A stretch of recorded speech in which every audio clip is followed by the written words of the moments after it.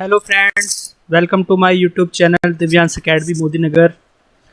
Friends, आज की video में मैं लेके आया हूँ यूपी टेट के कुछ बहुत ही महत्वपूर्ण क्वेश्चन जो आपको लास्ट ईयर में पूछे जा चुके हैं 2019 में और 2021 में जो आपको क्वेश्चन पूछे जा चुके हैं। आज की वीडियो में वो हम डिस्कस करेंगे। सो फ्रेंड, वीडियो स्टार्ट करने से पहले अगर आप मेरे चैनल पर पहली बार विजिट कर रहे हैं तो इसको सब्सक्राइब कर लेना और वीडियो अगर आपको अच्छी लगे तो ज़्यादा से ज़्यादा लाइक करना, शेयर करना। सो फ्रेंड, बिना आपका टाइम वेस्ट करे स्टार्ट करता हूँ आज की वीडियो। सो फर्स्ट क्वेश्चन लेते हैं। फर्स्ट क्वेश्चन में आपका पूछा है, blueprint is an important component of which of the following. Blueprint निम्न में से किसका महत्वपूर्ण घटक है?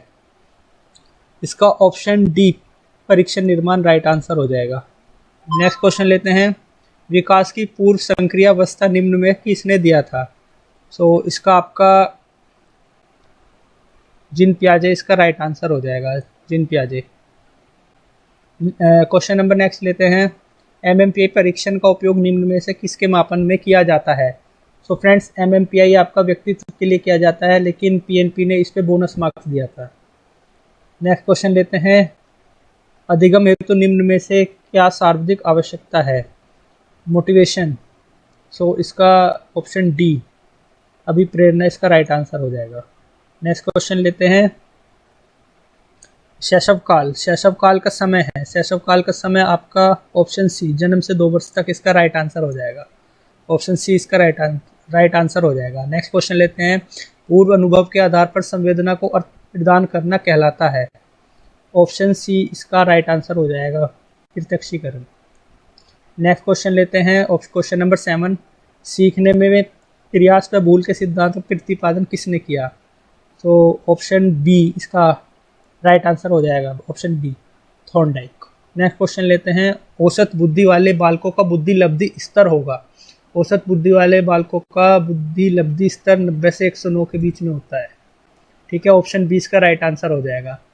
नेक्स्ट क्वेश्चन लेते हैं, क्वेश्चन नंबर 9, निम्न में से कौन तरल क्रिस्टलीय बुद्धि के प्रतिमान के प्रतिपादक थे? सो इसका आपका right answer option number 4 cattle right answer हो जाएगा। ठीक है, नेक्स्ट क्वेश्चन लेते हैं। क्वेश्चन नंबर नेक्स्ट है, क्रिया प्रसूत अधिगम सिद्धांत का प्रतिपादन किया।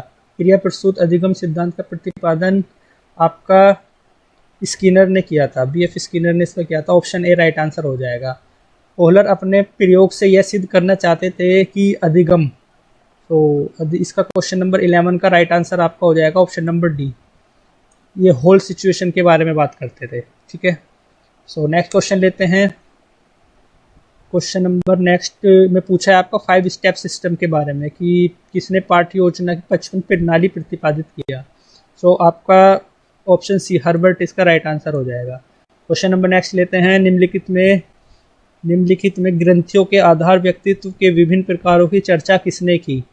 सो इसका हमारा राइट आंसर हो जाएगा, ऑप्शन नंबर बी कैनन इसका राइट आंसर हो जाएगा। नेक्स्ट क्वेश्चन लेते हैं, सृजनात्मकता मौलिक परिणामों को अभिव्यक्त करने की मानसिक प्रक्रिया है। यह कथन किसका है? ये आपका ऑप्शन ए पिरो राइट आंसर हो जाएगा। ठीक है, नेक्स्ट क्वेश्चन लेते हैं। क्वेश्चन नंबर 15, बीएफ स्किनर के अनुसार बच्चों में भाषा का विकास होता है। सो इसका हमारा अनुकरण एवं प्रबलन किस फलस्वरूप? ऑप्शन बी इसका राइट आंसर हो जाएगा। नेक्स्ट क्वेश्चन लेते हैं, मूल प्रवृत्तियों को 14 प्रकार से डैश ने वर्गीकृत किया था।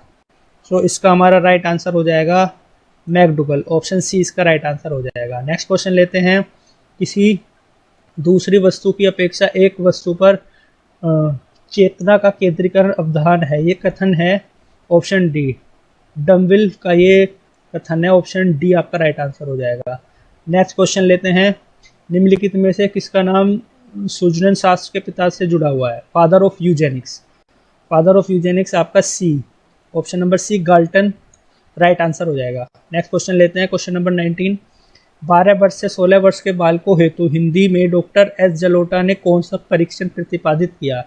सो फ्रेंड्स, इसका हमारा राइट आंसर हो जाएगा ऑप्शन सी साधारण मानसिक योग्यता परीक्षण, जनरल मेंटल एबिलिटी टेस्ट। ठीक है, नेक्स्ट क्वेश्चन लेते हैं।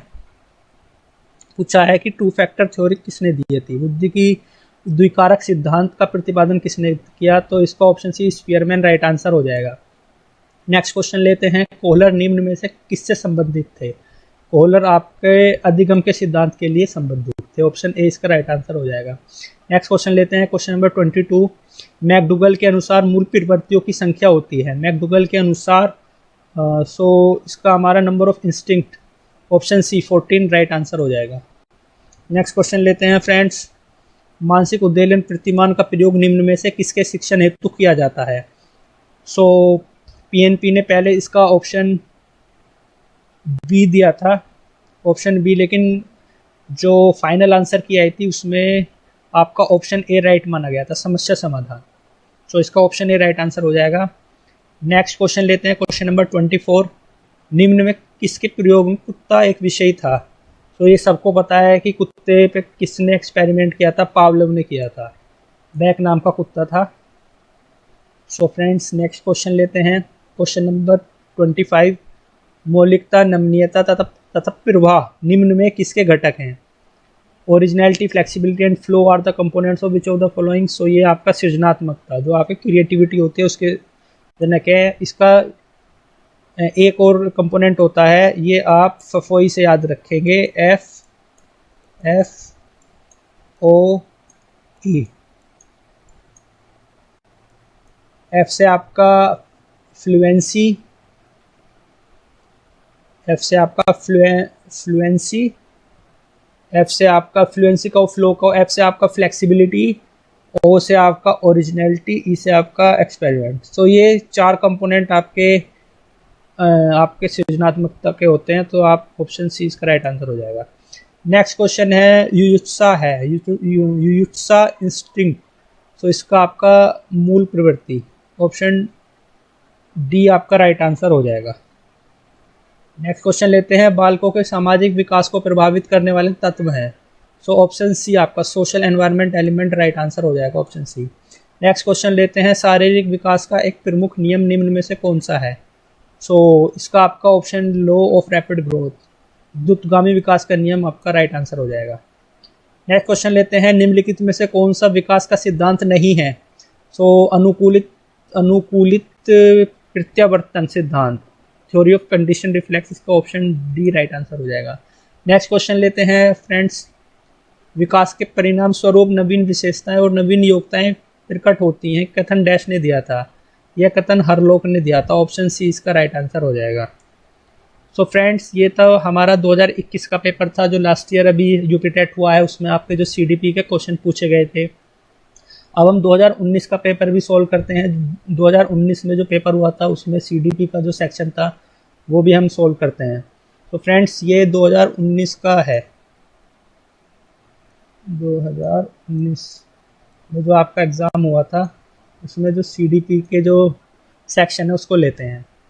पहला क्वेश्चन है, किसने बहुविमात्मक प्रज्ञा का प्रत्यय दिया? मतलब theory of multiple intelligence. Multiple intelligence आपका गार्डनर ने दिया था। पहले आपका क्वेश्चन नंबर 1 का ऑप्शन नंबर 4 सही हो जाएगा।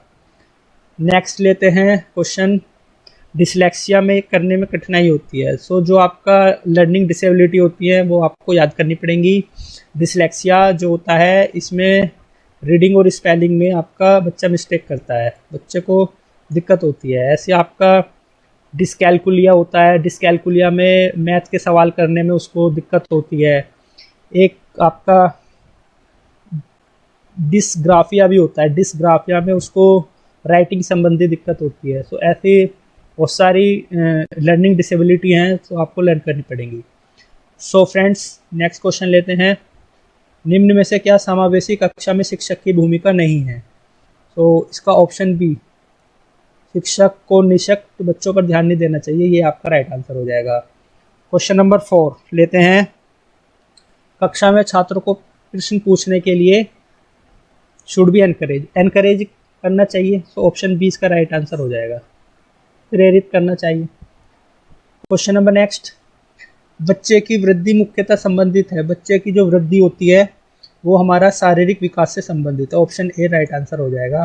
नेक्स्ट क्वेश्चन लेते हैं, मानव विकास का कब प्रारंभ होता है? मानव विकास का प्रारंभ आपका गर्भावस्था से हो जाता है, तो ऑप्शन ए इसका राइट आंसर हो जाएगा।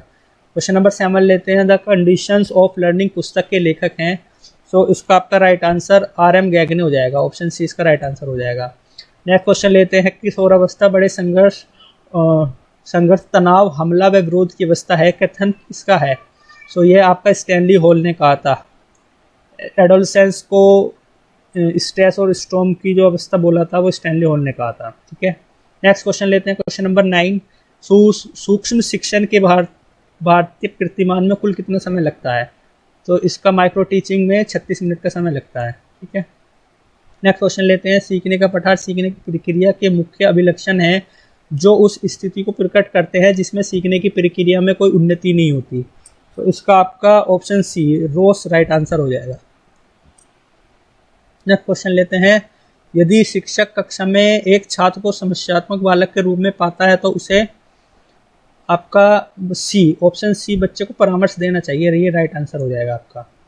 नेक्स्ट क्वेश्चन लेते हैं, पाठ्य सहगामी क्रियाएं मुख्यतः संबंधित हैं छात्रों के सर्वांगीण विकास से, all round development of student, option B right answer हो जाएगा। नेक्स्ट क्वेश्चन लेते हैं, निम्न में से किसने अधिगम सिद्धांत का प्रतिपादन नहीं किया? तो इसका आपका BS ब्लूम राइट आंसर हो जाएगा, ऑप्शन सी। नेक्स्ट क्वेश्चन लेते हैं, शिक्षा में अवरोधन का तात्पर्य है, अवरोधन स्टैग्नेशन इन एजुकेशन, इसका मतलब है ऑप्शन डी राइट आंसर हो जाएगा, किसी बालक का 1 वर्ष से अधिक समय तक एक ही कक्षा में रहना। ठीक है, नेक्स्ट क्वेश्चन लेते हैं, निम्न में से किस कौशल में पूर्व ज्ञान का परीक्षण आता है? तो इसका आपका ऑप्शन बी राइट आंसर हो जाएगा, स्किल ऑफ इंट्रोडक्शन, प्रस्तावना कौशल, ऑप्शन बी राइट आंसर हो जाएगा। नेक्स्ट क्वेश्चन लेते हैं, आपको मैचिंग करनी है फ्रेंड्स, तो इसका आपका एनिमल इंटेलिजेंस आपको ये आपका थॉर्नडाइक ने दिया था, पूर्णबलन की सूची आपको स्किनर ने दिया था, सारगर्भिता का नियम ये आपको गेस्टाल्ट ने दिया था, और अनुकूलन ये आपका प्याजे। तो इसके अकॉर्डिंग आपका ऑप्शन 4 राइट आंसर हो जाएगा। नेक्स्ट क्वेश्चन लेते हैं, विकास कभी न समाप्त होने वाली प्रक्रिया है, ये कथन विकास किस सिद्धांत से संबंधित है? सो फ्रेंड्स इसका आपका option B principle of continuity right answer हो जाएगा। नेक्स्ट क्वेश्चन लेते हैं, संविधान के किस संशोधन से शिक्षा एक मौलिक अधिकार बन गई है? तो फ्रेंड्स इसका आपका 86वां संशोधन राइट आंसर हो जाएगा, ऑप्शन ए। नेक्स्ट क्वेश्चन लेते हैं, अभिप्रेरणा के मूल प्रवृत्ति सिद्धांत के प्रतिपादक थे, तो इसका आपका मैकडुगल राइट आंसर हो जाएगा, ऑप्शन ए। नेक्स्ट क्वेश्चन लेते हैं, विकास की किस अवस्था को कोल तथा ब्रूस ने संवेगात्मक विकास का अनोखा काल कहा है? तो फ्रेंड इसका आपका ऑप्शन बी बाल्यावस्था राइट आंसर हो जाएगा। नेक्स्ट क्वेश्चन लेते हैं, व्यवहार के कारण व्यवहार में परिवर्तन ही अधिगम है, यह किसने कहा था? सो फ्रेंड्स इसका आपका option B Guilford right answer हो जाएगा। नेक्स्ट क्वेश्चन लेते हैं, मैच करना है आपको। तो फ्रेंड्स ये आपका ब्रूनर आपका हो जाएगा संप्रत्य उपलब्धि शिक्षण प्रतिमान, आसुबैल आपका हो जाएगा अधिगम अग्रिम संगठक शिक्षण प्रतिमान, ग्लेजर आपका हो जाएगा बुनियादी शिक्षण प्रतिमान, और गार्डन आपका हो जाएगा साइनेप्टिक्स शिक्षण प्रतिमान। तो इसके अकॉर्डिंग आपका ऑप्शन ए राइट आंसर हो जाएगा। नेक्स्ट क्वेश्चन लेते हैं, समस्या समाधान का प्रथम चरण है, first step of problem solving. So सबसे पहले समस्या की पहचान इसका फर्स्ट स्टेप होता है। सो ये आपका ऑप्शन 20 का राइट आंसर हो जाएगा। लेते हैं फ्रेंड्स क्वेश्चन नंबर नेक्स्ट, बालकों का अधिगम सर्वाधिक प्रभावशाली होगा जब। सो इसका आपका ऑप्शन बी राइट आंसर हो जाएगा, बालकों का संज्ञानात्मक भावात्मक तथा मनोचालक पक्षों का विकास होगा। ठीक है फ्रेंड, नेक्स्ट क्वेश्चन लेते हैं क्वेश्चन नंबर 25, समृद्धि स्तर एवं बोध स्तर के शिक्षण प्रतिमान की संरचना में कौन सा सोपान उभयनिष्ठ है? सो फ्रेंड्स इसका आपका ऑप्शन सी राइट आंसर हो जाएगा, प्रस्तुतिकरण। नेक्स्ट क्वेश्चन लेते हैं क्वेश्चन नंबर 26, निम्न में से किस सिद्धांत को पूर्णबलन का सिद्धांत भी कहा जाता है? Theory of reinforcement. So friend इसका आपका क्रिया प्रसूत अनुबंध सिद्धांत, ऑपरेंट कंडीशनिंग, इसका राइट आंसर हो जाएगा। नेक्स्ट क्वेश्चन लेते हैं क्वेश्चन नंबर 27, निम्न में से कौन सी अवस्था ब्रूनर के संज्ञानात्मक विकास सिद्धांत का अंग नहीं है? तो फ्रेंड्स इसका आपका इंट्यूटिव स्टेज, आंतरिक अवस्था राइट आंसर हो जाएगा। क्वेश्चन नंबर 28 लेते हैं, मॉरिसन ने बौद्ध स्तर के शिक्षण प्रतिमान में 5 पदों का वर्णन किया है, वे हैं। तो इसको आपको सही सीक्वेंस बताना है। सो आपको पहले नंबर पे तो आएगा आपका खोज, दूसरे नंबर पे प्रस्तुतिकरण, तीसरे नंबर पे आपका आत्मीकरण, चौथे नंबर पे आपका संगठन और पांचवें नंबर पे आपका आएगा वाचन या अभिव्यक्तिकरण।